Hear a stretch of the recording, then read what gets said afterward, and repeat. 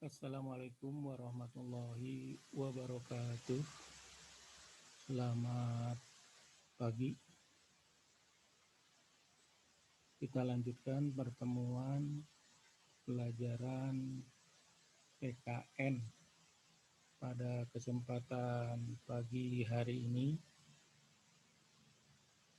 Kita akan bahas materi bab 5, melanjutkan pertemuan pertama pada bab 5, yaitu membahas tentang kerjasama dalam berbagai bidang kehidupan. Sebelumnya sudah dibahas tentang kerjasama dalam berbagai bidang kehidupan, antara lain kerjasama dalam bidang kehidupan sosial politik, kerjasama dalam bidang kehidupan ekonomi,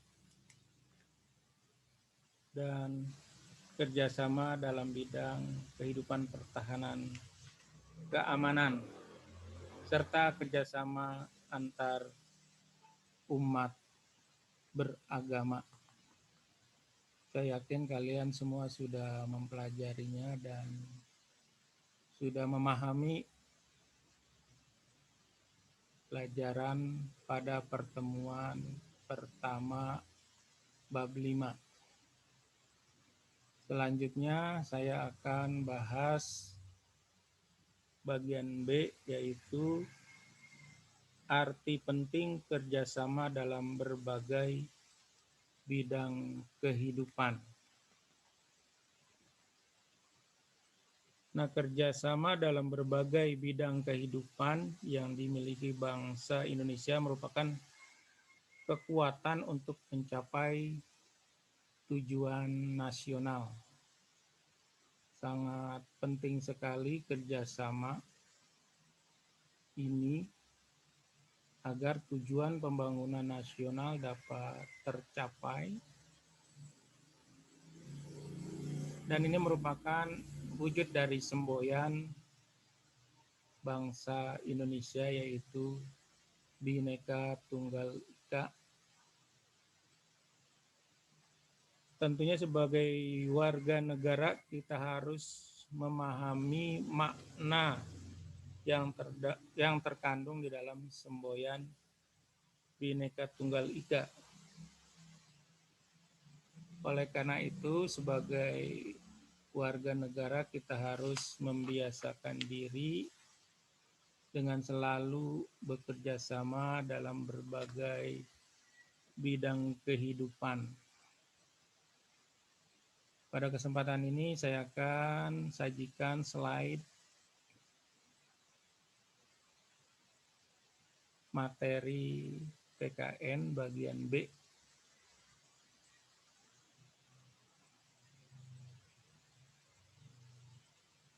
Bentar.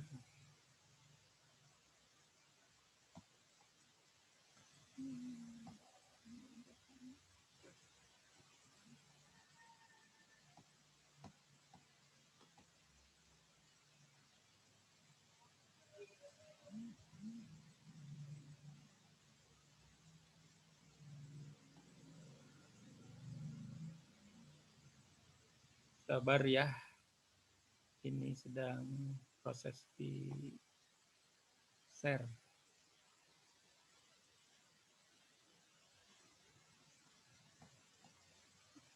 Nah, ini sudah jelas terlihat ya.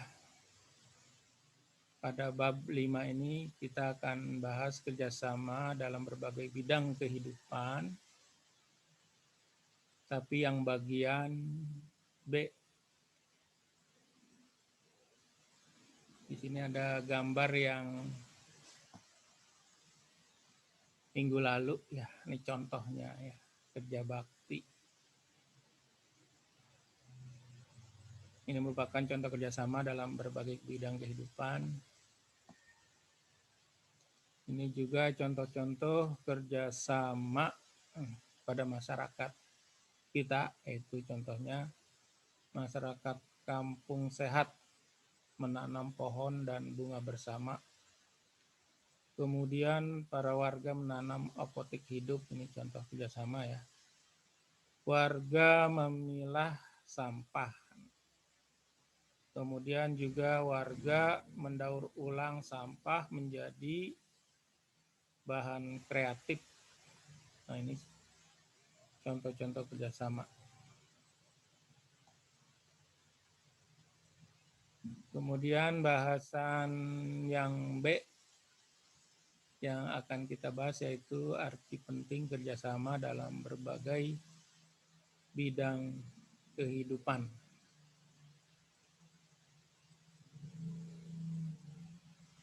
Kerjasama dalam kehidupan masyarakat, berbangsa, dan bernegara tentunya akan memperkokoh persatuan dan kesatuan bangsa.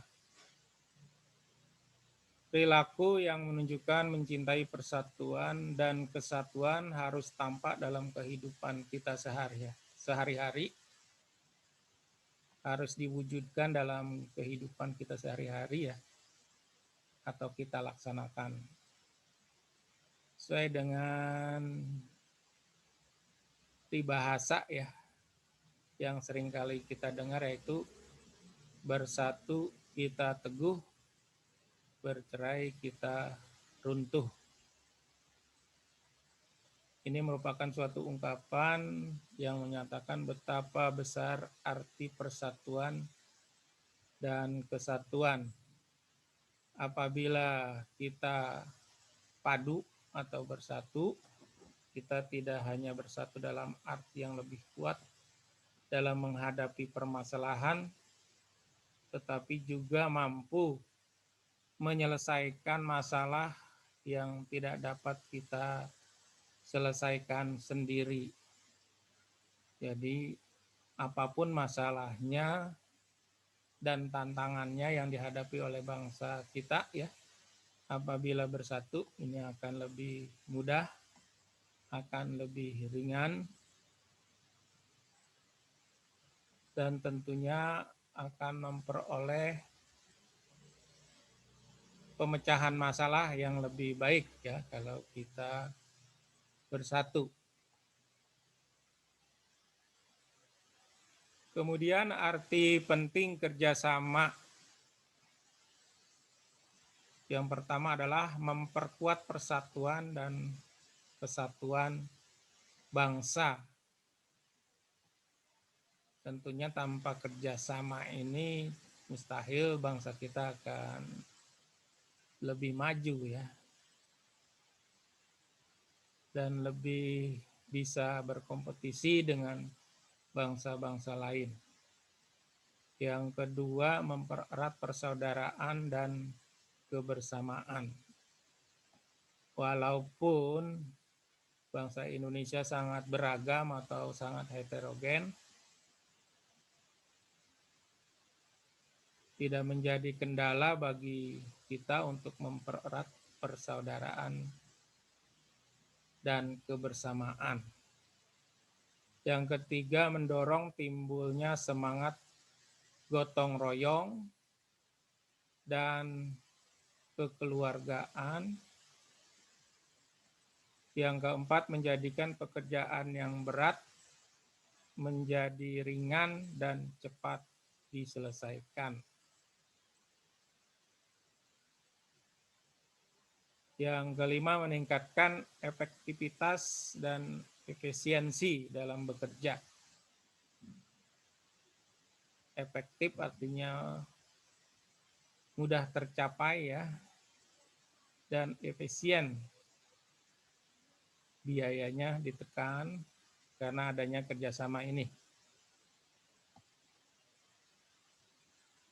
Kemudian mewujudkan kerjasama dalam berbagai lingkungan kehidupan.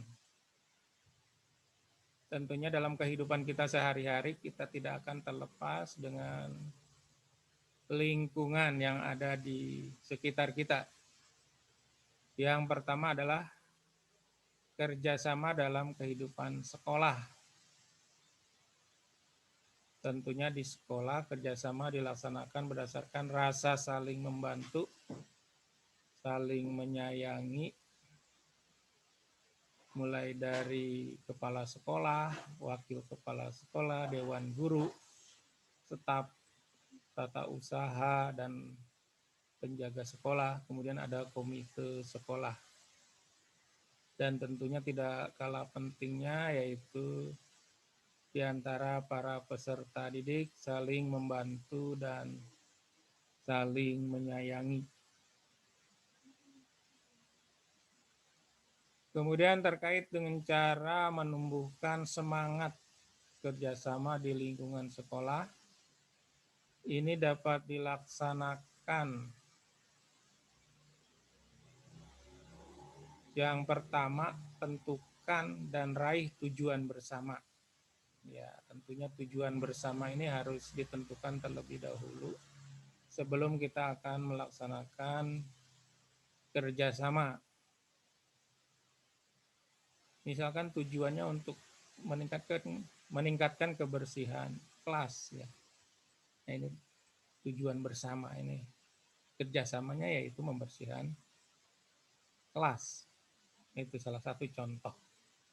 Kemudian yang kedua, berpartisipasi secara aktif menyusun dan melaksanakan aturan sekolah. Aturan sekolah ini sangat penting sekali ya agar kehidupan di sekolah menjadi teratur, nyaman, dan kondusif ya untuk kegiatan pembelajaran. Karena dalam kehidupan kita ini tidak akan terlepas dari yang namanya aturan, baik itu yang ada di masyarakat, ya, di lingkungan keluarga juga tentunya ada aturan, bahkan dalam kehidupan bernegara ini aturan itu pasti ada, apalagi ada yang ada di sekolah. Ya. Ini penting sekali tata tertib atau aturan ini ditaati oleh semua warga sekolah. Kemudian yang ketiga, laksanakan aturan sekolah. Ya, yang penting kan dilaksanakan. Bukan hanya di atas kertas, tata tertib itu ada, tetapi yang penting dilaksanakan aturan-aturan yang ada. Kemudian yang keempat, selalu bekerja sama. Jangan memandang rendah peserta didik lain atau teman kamu yang lain, walaupun berbeda latar belakang,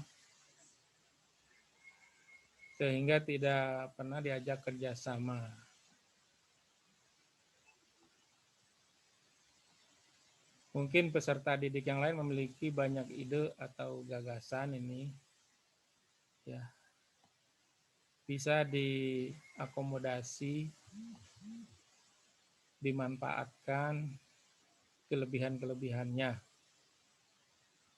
Kemudian yang kelima, tidak membuat masalah. Tentunya kalau masalah itu timbul karena kalian melanggar tata tertib yang berlaku ya. Kemudian saling percaya, saling menghargai dan memberikan penghargaan kepada orang lain yang ada di lingkungan kita ya. Kalau di sekolah dengan teman, dengan guru, dengan pegawai yang ada di lingkungan sekolah, bahkan juga dengan penjaga kantin ya. Ini harus saling menghargai.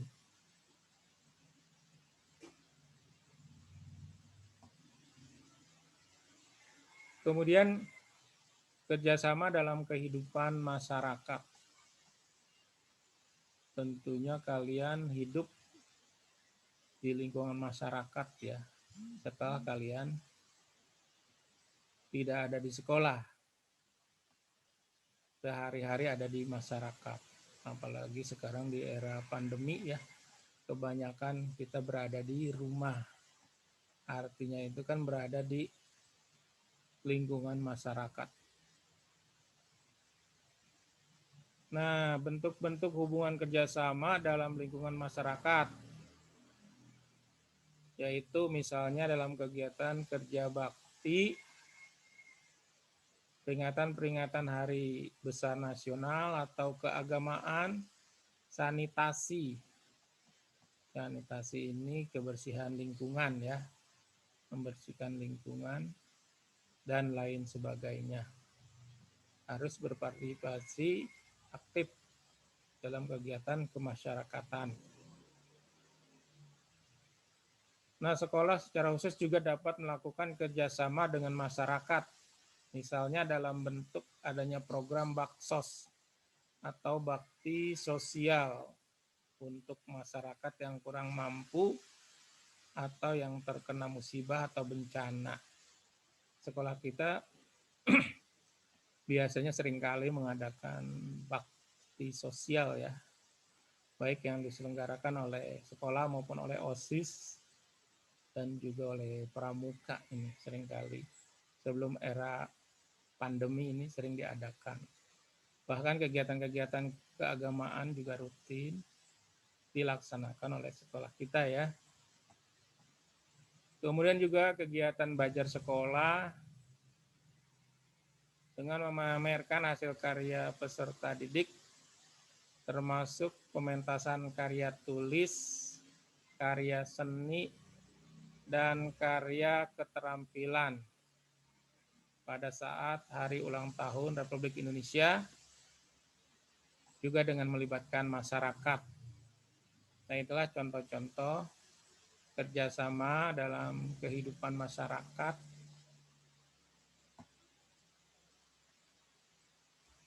Kemudian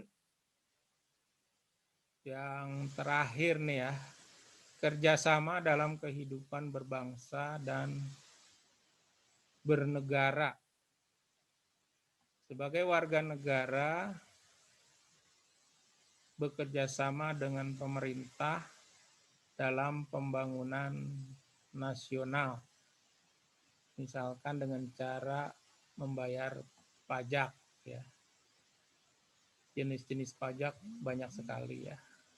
Tentu kalian sudah tahu, misalnya pajak bumi bangunan atau PBB, pajak kendaraan bermotor, pajak penghasilan, dan lain-lain ya. Ini banyak sekali jenis pajak ini. Tentunya dananya untuk kepentingan pembangunan nasional. Misalnya perbaikan jalan, pembangunan gedung untuk kepentingan umum, pembangunan sekolah, dan lain-lain. Kemudian menyelenggarakan peringatan Hari Besar Keagamaan dan Hari Besar Nasional yang diatur oleh pemerintah. Kemudian berperan aktif dalam mendukung pelaksanaan program-program dari pemerintah. Kalian diharapkan semua untuk berperan aktif dalam mendukung pelaksanaan program-program dari pemerintah. Misalnya untuk program di bidang pendidikan ada wajib belajar 9 tahun. Nah, ini harus didukung ya.